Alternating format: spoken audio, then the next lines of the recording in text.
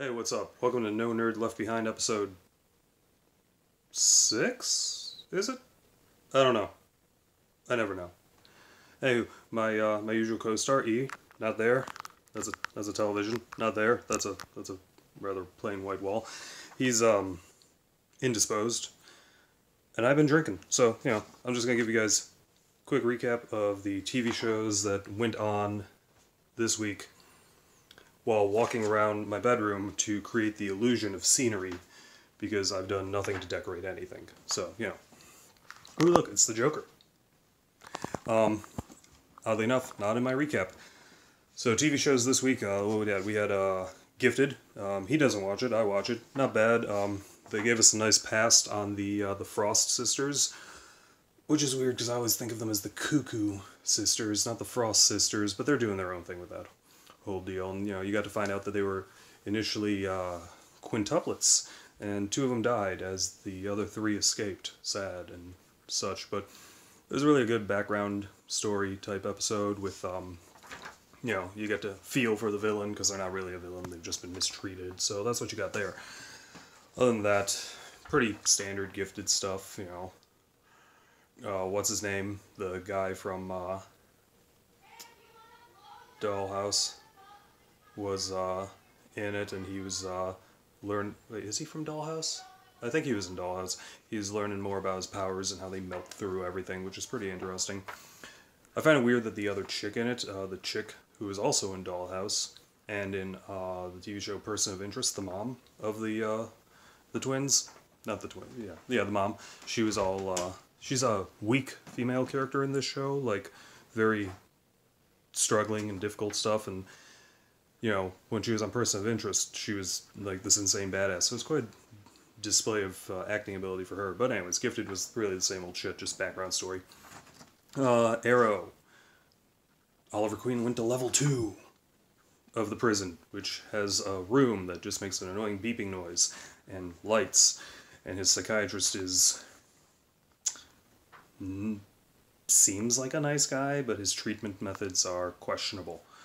He, I don't understand, in the CW Arrowverse, why does every prison have a sub-level that seems to be insanely better funded than anything else? Like, here's our special room for metahumans in The Flash. In Arrow, here is our... Hey, I know the light's driving me crazy back there, too. In Arrow, here's our special underground level 2 room with the crazy shrink and the weird electrolysis stuff that fucks with your head. Like, but anyway, point is, Oliver resisting psychological torture, essentially, and flash forward future stuff going on with Dinah being a weird combination of Arrow and Black Canary in Star City after it fell to chaos because the Glades got taken over by some kind of madness, and Roy, Harper, and William traveling from Lian-Yu in the future to Star City to try to find Felicity, who I think is dead. I don't know. I don't remember. It was a while ago. Supergirl. Let's do that one. What we got on the list? Manchester Black shows up in Supergirl. I had to look him up. Originally not black, but kick-ass accent. Very interesting. Nice coat. Not much happens in Supergirl. It's a good show. It's just not a lot happens. So yeah, that's all I got to say about that. They introduced Manchester Black. That's all I got. Legends of Tomorrow. I'm going to talk about this one a little bit longer. They went to Britain in the 70s to fight a shape-shifting demon-y thing. We got to see the Time Bureau deal with a Little Shop of Horrors style plant life thing that was making life difficult. And apparently Gary likes tacos. Who knew? Constantine, nice shout out to his old band Mucous Membrane, which, for those of you that read the Hellblazer comics, Mucous Membrane was the band he was in, so Legend of Tomorrow giving a great shout out to the comics and keeping in with the canon of it all. So they're doing fantastic with all that, which is nice. Let's see, did anything else happen in the world of comic books and nerdy stuff that's worth mentioning? Damn, I really gotta start doing research.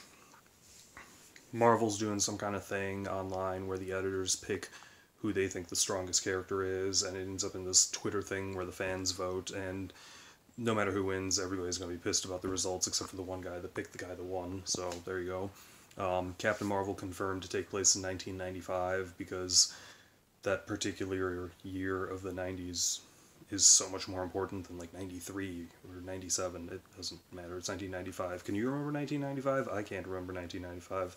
I can't remember 2015. So, you know, there you go. Let's see. We got some Swamp Thing castings happened. I don't remember any of the characters for it. Titans was on, new episode. I didn't watch it yet, so not reviewing that. I'm sure it was good. Dark, probably, and probably some backstory involved. You know, it was probably, it had some kind of weird poppy soundtrack that didn't make sense with the stuff going on, but fit perfectly, and Robin was probably brooding, which is interesting considering that that's probably one of the things he would complain about Batman for being, is insanely brooding, and that's what he does. Oh boy. Aquaman, initial reactions, rumored initial reactions, actually, seem to be saying that it's going to be a decent movie, and that DC actually did something right for once. Hurts me to say that, because I bash them all the time.